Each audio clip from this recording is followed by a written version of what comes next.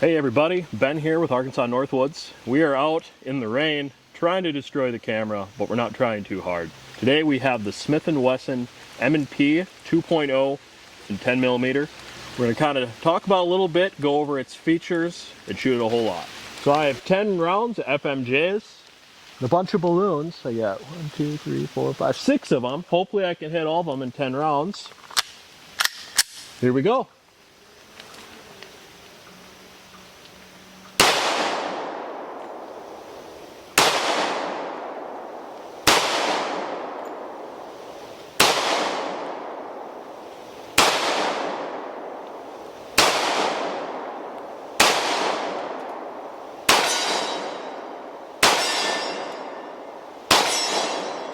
Didn't want to let them go to waste. This thing packs a punch, but not an unmanageable punch. Let's keep going. So there's a 9mm. We're pretty, familiar with what one of those looks like. Then just 1mm bigger is the 10mm. See, there's pretty substantial difference. Very substantial difference. The overall length of the 10mm, say the casing, is almost longer than the overall length of the 9mm. See, yep. Powder, size, everything, that's a tank. So it packs punch, but it's really nothing to be afraid of. Do it with one hand.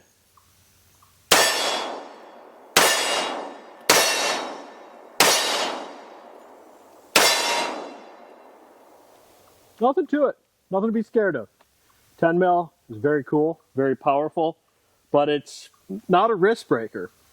This is my first time really ever wrestling with 10mm, and it's sweet. It hits hard. It's almost like a 357, but it's semi-auto. People will carry these if they're worried about bears.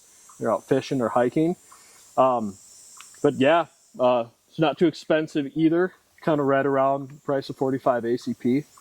But yeah, I give it a thumbs up. It's a very sweet pistol.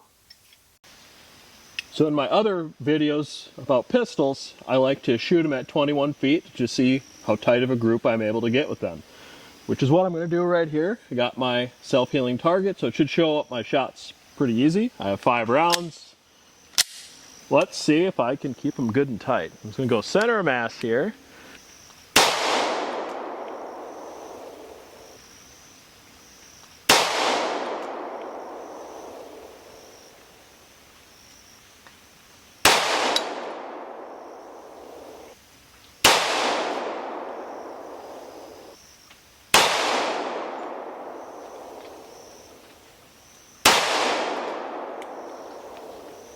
Not too bad. So here are my shots. 1, 2, 3, 4, and 5. Palm of my hand covers it. I'm very happy with that. This isn't some target barrel or anything like that. And I'm sure if I spend a little bit more time, I could probably tighten that group up substantially. This is a very accurate pistol. That's a really good baseline in my opinion. If you can do that without, a whole lot of practice. I never really messed with Smith & Wesson before. This is the first time really having this out and shooting today, and I got to thank Joe for sharing it with us all. This thing has a super nice trigger, very short reset on it, and it's got some sweet sights. So just to kind of show you the sights, so empty magazine, we're safe, we're good. I'm just going to close the slide on it. Kind of a thing when you go to press the slide down, I find I'm just automatically lifting the ambidextrous safeties on it. This is optics ready. You put a red dot on it, somebody send Joe a red dot. So it has raised sights, a little taller than what you get normally. As you can see there, all metal, raised sights. I don't think, probably not getting a good sight picture because I'm on the wrong side of the camera, but yeah, they are really, really impressive sights, especially for this not being a handgun that costs as much as a used car. You have all metal magazine, 15 round capacity, just fits in your hand real nice. real solid. I'm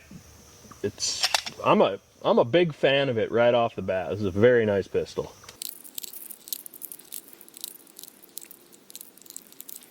So I'm going to do a test drive here from the first person view.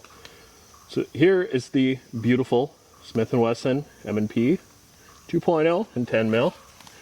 Both sides of it there. The safety is ambidextrous, right for righties or lefties. Same with the slide release. Now, if you're wondering how bad does a 10 mil kick, it's not bad. It's pretty much like, yeah, maybe 45 ACP with 15% more. Here we have the magazine with 5 rounds in it. So we're just going to go ahead and load it up, rack the slide, get good and centered on our target.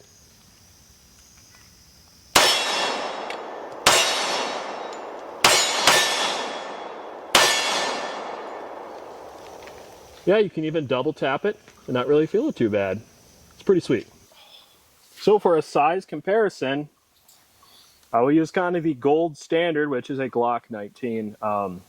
Pretty much everyone that manufactures pistols manufactures one in a similar size. This is a very popular size these days. Now, this is not, you know, a full size pistol. This fills your hand real well. A grown adult man hand. The magazine in. Comparing it to Glock 19. Thickness wise, they're pretty close.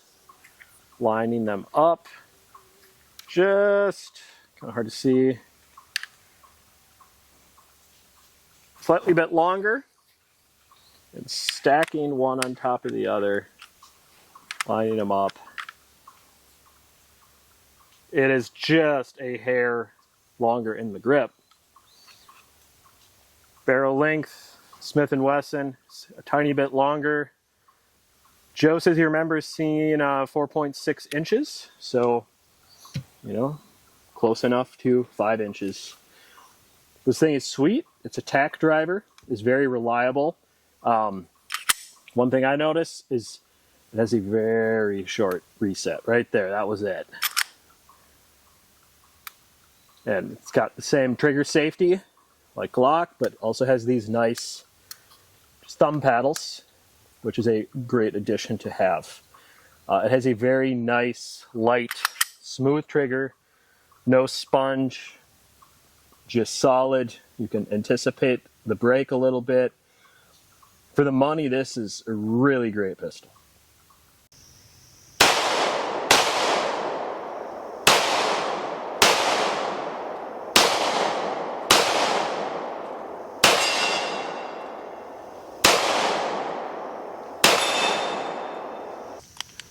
So it does get to be a struggle.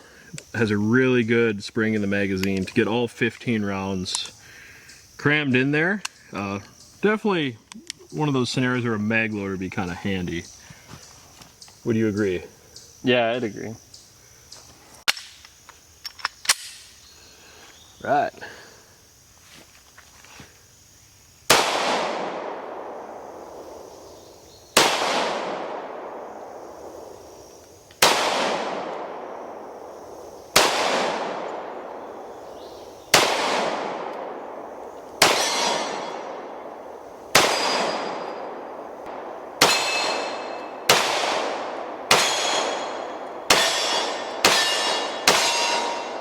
So we got this little chunk of 4x4. We're gonna see if we can split it in half with one of these. Shouldn't be too hard. I think hardest part will just be hitting it. Well, I hit it. And you know, I think it went through.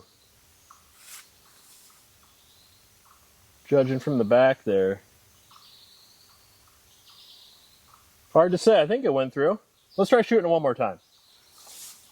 See if I can make it fly apart. Well, I definitely saw dirt fly behind it. Maybe we got it this time. Yeah, safe to say it did not split it in half, but boy, it ripped right through like it was nothing. That's pretty tough.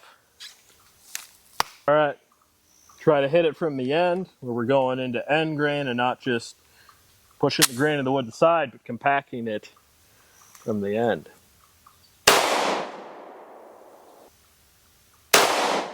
There we go. That was more of a split.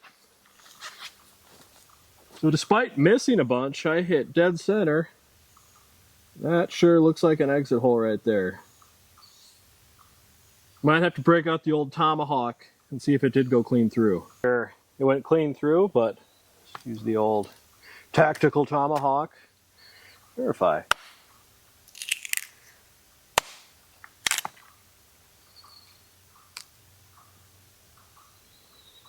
Yeah, it definitely tore through.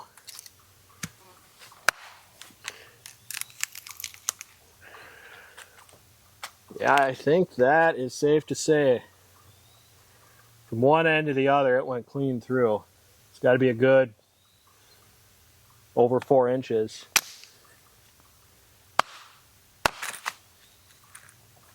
Yep. It's pretty dry on the inside too. So it's just a soft and wet piece of wood, even though it has been raining. Yeah, made mincemeat out of a 4x4 block. So when you purchase one of these, this is what you get. At least that's what Joe tells me, because that was all he brought. No, he said it does come in a cardboard box, so that's one of those things where Glock has a leg up, giving you a nice case. But anyway, it comes with 2 magazines. Beautiful, all metal magazines. They are 15 round, let me get it to focus, 15 round capacity. So you could just be hiking along and have 30 rounds of 10 mil on you if you wanted. It comes with adjustable or interchangeable back straps. How you interchange them is you have this thing right here. Grab, twist, pull out, and the back strap just lifts off. Grab your next size if you got big meaty hands. Press it in. Make sure it's in all the way. Kind of tinker with it a little bit. It's line up. Just put your piece back in. Twist. Now you're locked in. I think the one Joe had on there was the perfect size. You know, kind of have the small, medium, extra large deal going on. So I will put his back on so he doesn't yell at me. Because you might not show on camera, he's an angry, angry man. Aren't you? Yeah, right. So yeah, simple as that. That is a really sweet design right there. Now, some cool features about it. This little hole right here, that is your loaded chamber indicator. Now we are safe and unloaded, as we always are if we're not on the firing line. So when you have a round in there, you will see some brass. That is a non-intrusive type of way to have a loaded chamber indicator, if you ask me. That's the right way to do it. Of course, it is optics ready, thus the raised sights. It is overall just a really sweet gun. Now, we always have to clean our guns, so I will show you guys how you disassemble. So first thing we do, locker open. It's always safe empty because we are not on the firing line. You're going to flip this little lever down, let your slide forwards, and it will not do anything until you dry fire it. I can separate the grip from the slide, just like any other striker fire. Big, long, all-metal guide rod. And your barrel, of course. Make sure you put this in the right way. Just put her back on the rails. Remember to lock it open, flip that switch. You are ready to boogie again.